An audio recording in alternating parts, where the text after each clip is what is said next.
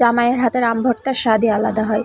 Hello everyone, আসসালামু আলাইকুম। আশা করি সবাই ভালো আছেন। আলহামদুলিল্লাহ, মহান আল্লাহর অশেষ রহমতে আমরাও ভীষণ ভালো আছি। রাতে অফিস থেকে এসে জামাইয়ের নাকি আম খেতে মন চাইছে, এই জন্য সে আম নিয়ে বসে গেছে। সময়ের অভাবে এবার ঠিকঠাক মতো আম মাখা খাওয়াই হয় নাই, এই ফার্স্ট টাইম আম মাখা খাওয়া হচ্ছে।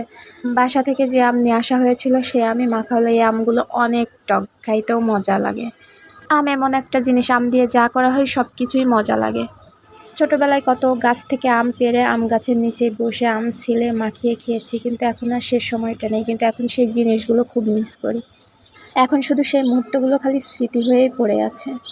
আর এই আম খাওয়ার জন্যই ছোটোবেলায় মায়ের হাতে খুব মারও খেয়েছি। আমার আম্মু কেমন স্টাইলে যেন আম মাখাতো, সেটা অনেক মজা লাগতো। এখন সেটাও আমি খুব মিস করি। মায়ের হাতে কতদিন খাই না। মায়ের হাতের সেই রান্না, সেই আম মাখা মানে একটু বেশি টেস্ট হয়।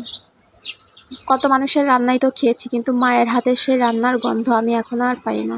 যাই হোক, কথা বলতে বলতে আমের প্রসেসিং করাও প্রায় শেষ মনে হচ্ছে, কিন্তু আমগুলো ইসের থেকে বেশি বেশি এটে এটে সরে যাচ্ছে। আম যদি এরকম করে সেক্সি করে, তবে ছোটোটা না, একটু বড় সাইজেরটা দিয়ে সেক্সি করতে হবে, তা না হলে খাইতে মজা লাগবে না। আমের মধ্যে পরিমাণ মতো বিট লবণ দিয়ে একটু কাঁচামরিচ কুচি কুচি করে কেটে দিতে হবে, মানে ঝাঁঝালোটা বেশি ঝাল হবে তাহলে বেশি মজা লাগবে। পরিমাণ মতো চিনি আর লবণ দিয়ে সুন্দরভাবে মাখাইতে হবে, তাহলেই মনে করেন টেস্ট সেই রকমের চলে আসবে।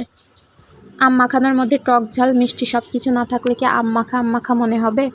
আর জামাই মাখানো বলে কথা, জামাই তো সেই স্টাইল করেই মাখানো শুরু করে দিয়েছে। আমার এই ভিডিওটা আপনাদের কাছে কেমন লাগেছে অবশ্যই কমেন্টসে জানাবেন। আপনারা সবাই আমাকে সাপোর্ট করবেন। আপনারা পাশে না থাকলে আমি তো কখনো আগাইতে পারবো না। সবাই ভালো থাকবেন। আল্লাহ হাফেজ।